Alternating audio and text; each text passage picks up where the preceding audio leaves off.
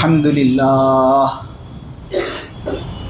لله نحمده ونستعينه ونستغفره ونؤمن به ونتوكل عليه ونعوذ بالله من شرور أنفسنا ومن سيئات أعمالنا من يهده الله فلا مضل له ومن يضلله فلا هادي له ونشهد أن لا إله إلا الله وحده لا شريك له ونشهد أن سيدنا ومولانا وحبيبنا محمدا عبده ورسوله الحمد لله وكفى والصلاة والسلام على رسوله المصطفى وعلى عباده الذين ارتضى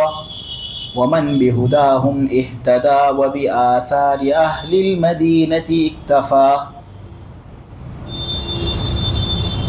عن النبي صلى الله عليه وسلم قال لو كان بعدي نبي لكان عمر بن الخطاب رواه الحاكم.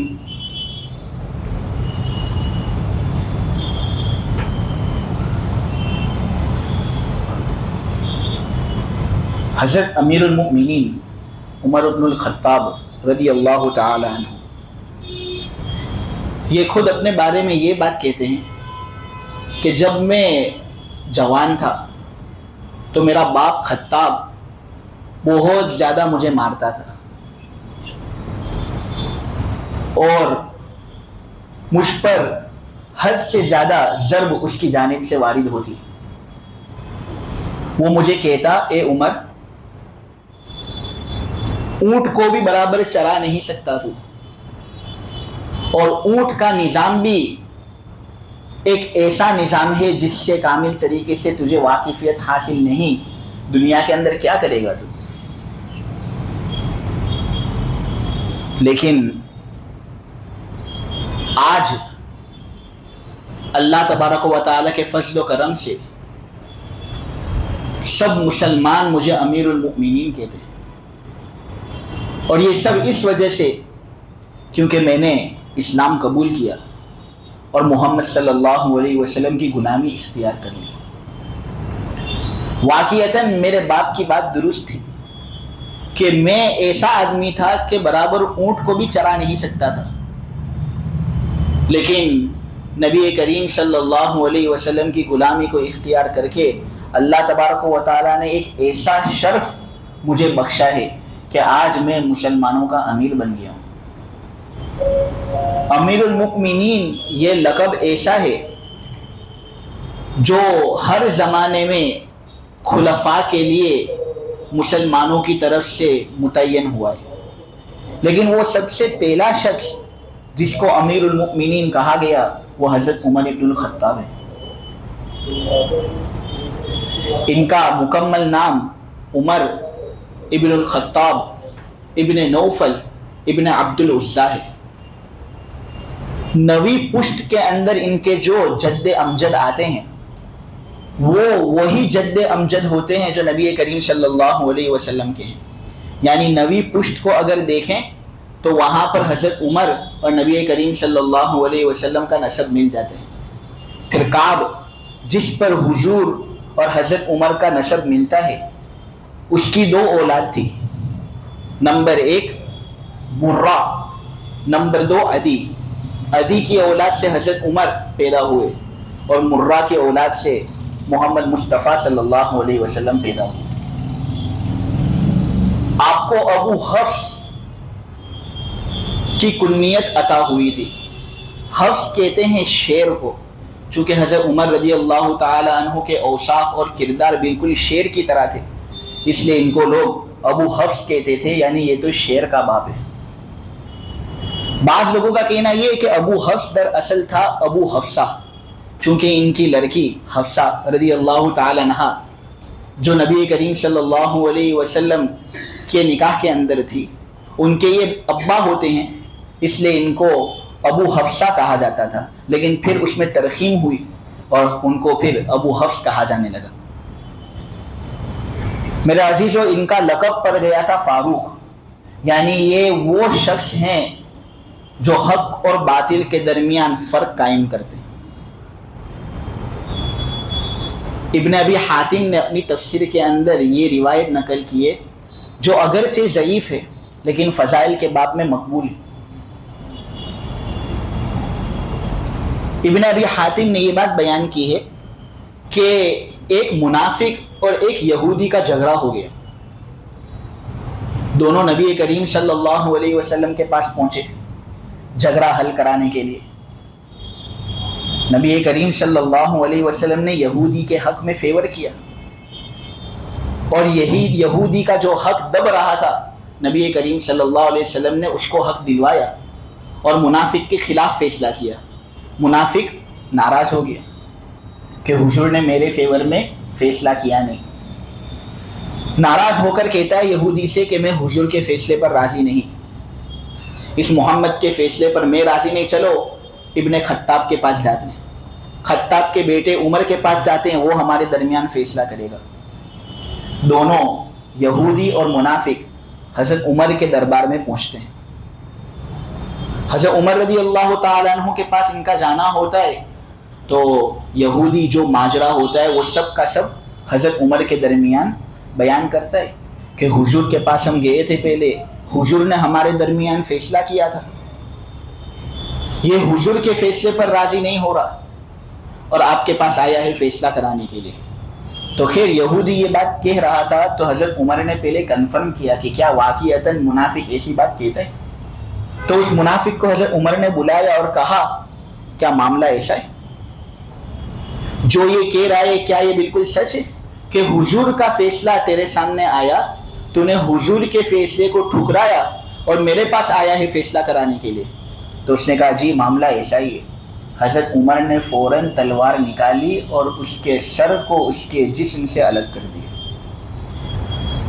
حتیٰ برد، ٹھنڈا کر دیا اس کو، اور کہا یہی حشر میں کرتا ہوں اس آدمی کا جو نبی کریم صلی اللہ علیہ وسلم کے فیصلے پر راضی نہیں ہوتا۔ فوراً جبرائیل نبی کریم صلی اللہ علیہ وسلم کے پاس آتے ہیں اور کہتے ہیں عمر نے تو حق اور باطل کے درمیان فرق کر دیا، یہ تو فاروق ہے فاروق۔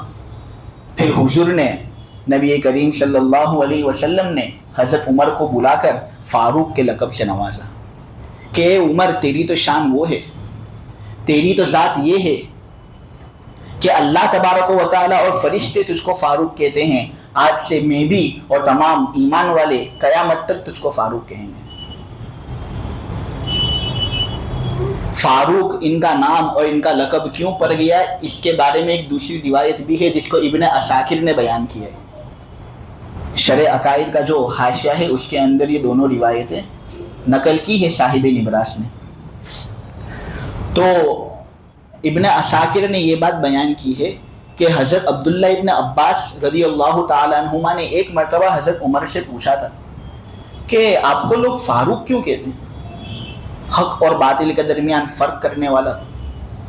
تو حضرت عمر نے خود یہ بات کہی تھی کہ دراصل ایک واقعہ پیش ہوا تھا، اس واقعے کے بعد سب لوگ مجھ کو فاروق کہنے لگے۔ وہ واقعہ یہ تھا کہ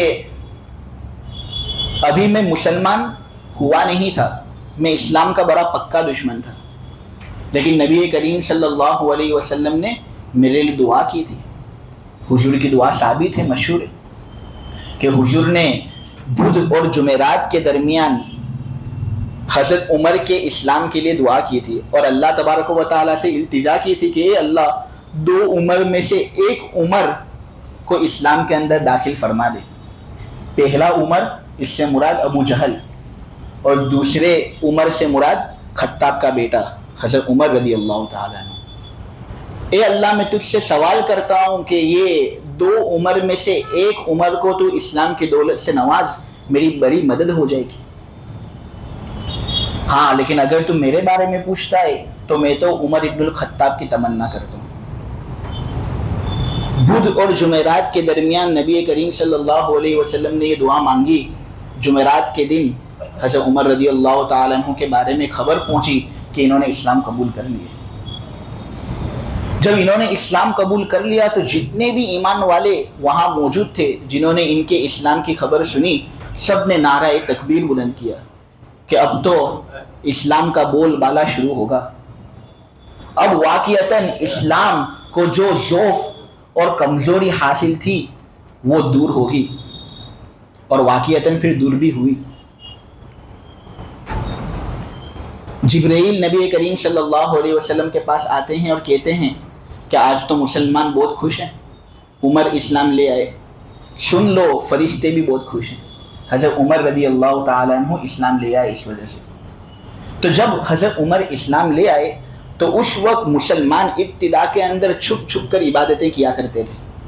ان کو ڈر لگا رہتا تھا کہ اگر ہم علانیہ عبادت کریں گے تو یہ کافر لوگ ہم کو چھوڑیں گے نہیں، ہم پر ظلم کریں گے، تختے ظلم کا نشانہ بنائیں گے، ماریں گے، پیٹیں گے، قید کریں گے، بوائکاٹ کریں گے، اس لیے چھپ چھپ کر ہی عبادت کرو۔ لیکن جب حضرت عمر نے اسلام قبول کیا تو اس وقت یہ نبی کریم صلی اللہ علیہ وسلم کی دربار میں حاضری دیتے ہیں اور کہتے ہیں کہ اے اللہ کے رسول، کیا ہم حق پر نہیں؟ کیا اللہ تبارک و تعالیٰ نے ہمارے سامنے حق کو کھول نہیں دیا؟ حضور نے کہا بلا، کیوں نہیں، بالکل ہم حق ہی پر ہیں۔ حضرت عمر رضی اللہ تعالیٰ عنہ نے کہا کہ جب ہم حق پر ہیں تو چھپ چھپ کر عبادتیں کیوں کریں؟ چلو سب کے سامنے عبادت کرتے ہیں، دیکھتے ہیں کون ہمارا نقصان پہنچا سکتا ہے۔ تو اس وقت حضرت عمر تمام لوگوں کو لے گئے، 40 یا 45 لوگ تھے، سب کو لے جا کر علل اعلان اللہ تبارک و تعالیٰ کی عبادت سب نے مل کر کی۔ تمام کفار جو مکہ کے اندر موجود تھے سب ہکے بکے رہ گئے کہ یہ کیا ہوا، کیا یہ لوگ اب ہم سے ڈرتے نہیں؟ پھر نبی کریم صلی اللہ علیہ وسلم نے حضرت عمر کی طرف نظر کی اور کہا یہ آدمی فاروق ہے، یہ واقعتاً وہ آدمی ہے جو حق کو باطل سے الگ کرے گا، حق کو اونچا کرے گا، باطل کو شکست فاش دے گا۔ چنانچہ جب حضرت عمر رضی اللہ تعالیٰ عنہ کو خلافت کے عہدے پر فائز کیا گیا تو حضرت عمر رضی اللہ تعالیٰ عنہ نے کیسا زبردست کارنامہ انجام دیا۔ سن ہجری 13 کا وقت تھا، یعنی سن ہجری 13 جب شروع ہوا تو خلافت کی ذمہ داری حضرت عمر رضی اللہ تعالیٰ عنہ کے حوالے کر دی گئی۔ حضرت عمر نے خلافت کی جو ذمہ داری وہاں سے لی تو کہنے والے کہتے ہیں، لکھنے والے لکھتے ہیں 22,51,030 مربع میل پر اسلام کا رقبہ پھیل گیا۔ شام فتح کر لیا، مصر فتح کر لیا، ایران فتح کر لیا، عراق فتح کر لیا، جنوبی ارمانیہ فتح کر لیا، مشرقی اناطولیہ فتح کر لیا۔ بازنٹائن ایمپائر کا تہائی حصہ مسلمانوں کے قبضے قدرت میں آ گیا۔ ساسانی سلطنت پوری کی پوری مسلمانوں کے قبضے کے اندر آ گئی، یعنی چھپے چھپے پر اسلام کی آواز اور اسلام کا جھنڈا لہرا رہا تھا۔ یہ حضرت عمر رضی اللہ تعالی عنہ کا ہم پر احسان ہے، جس احسان کو ہمیں ادا کرنے ہے۔ حضرت عمر رضی اللہ تعالی عنہ نے خوب مشقتیں جھیل کر یہ دین ہم کو پہنچایا، تو ہمارا بھی فریضہ بنتا ہے کہ ہم اس دین کے سلسلے میں جو کام کرنے کو ہیں وہ کام کریں، جن کاموں سے ہمیں رکنا ہے ان کاموں سے واقعتاً ہم رک جائیں۔ حضرت عمر نے اتنا سب کیا، اس کے باوجود اللہ تبارک و تعالیٰ سے جو خوف تھا، اللہ تبارک و تعالیٰ سے جو ڈرتے تھے، یہ اس کے بارے میں کتابوں کے اندر واقعات بھرے پڑے ہیں۔ میرے عزیزو، جب ان کا انتقال ہو رہا تھا نا، تب انہوں نے اپنے بیٹے سے یہ بات کہی تھی کہ جب میں مروں نے تو میرا رخسار زمین پر رکھنا، اونچا مت رکھنا، شاید اللہ تبارک و تعالیٰ کو میری اس حالت پر ترس آ جائے اور مجھے معاف کر دے، کیونکہ وہ یہ سمجھتے تھے کہ دنیا کا سب سے بڑا گنہگار میں ہوں۔ آج ہم معمولی عبادتیں کر لیتے ہیں اور یہ سمجھتے ہیں کہ دنیا کا سب سے بڑا اللہ والا میں ہوں۔ یہ امیر المؤمنین فاتح مصر، فاتح عراق کہہ رہے ہیں اپنے بیٹے سے کہ جب میں مروں نے تو میرا رخسار زمین پر رکھنا، تاکہ اللہ کو میری اس حالت کو دیکھ کر کچھ ترس آئے کہ اللہ مجھے بخش دے۔ اور ابن عباس تو یہ کہتے ہیں کہ یہ جب انتقال کر رہے تھے تب انہوں نے جو لوگ موجود تھے ان سے کہا تھا کہ دیکھو مجھے جلدی دفن کر دینا، دیر تک مجھے یہاں پر مت رکھنا، کفن بھی جلدی لپیٹ دینا تاکہ میرا معاملہ جلدی پائے تکمیل تک پہنچ جائے۔ پوچھنے والوں نے پوچھا کہ حضرت ہم کر دیں گے، آپ نے کہا تو کام ہو گیا، لیکن آپ کیوں کرا رہے ہو؟ اس لیے کہ اگر میں اللہ تبارک و تعالیٰ کا نیک بندہ ہوں تو بہتر یہ ہے کہ میں جلد سے جلد اللہ تبارک و تعالیٰ کی رضامندی تک پہنچ جاؤں اور جو انعام اللہ نے میرے لیے تیار کیا ہے وہ مجھے حاصل ہو جائے۔ لیکن خدا نہ خواستہ اگر میں اللہ کا گنہگار بندہ نکلا نہیں تو میں یہ نہیں چاہتا کہ زیادہ دیر تک اللہ کا یہ ملعون بندہ اور اللہ کا یہ غضب شدہ بندہ تمہارے درمیان رہے اور تم اس کی مجلس کے اندر اور اس کے ماحول سے عمومیت حاصل کرتے رہو، میں یہ نہیں چاہتا، اس لیے مجھے جلد سے جلد سپرد خاک کر دینا۔ خیر، یہ تو حضرت عمر رضی اللہ تعالیٰ عنہ کے چند مختصر احوال آپ لوگوں کے سامنے بیان کرنے تھے۔ اللہ تبارک و تعالیٰ اس کہنے کو قبول فرمائے، سننے کو قبول فرمائے، لیکن سب سے زیادہ عمل کی توفیق عطا فرمائے۔ وآخر دعوانا ان الحمد للہ رب العالمین۔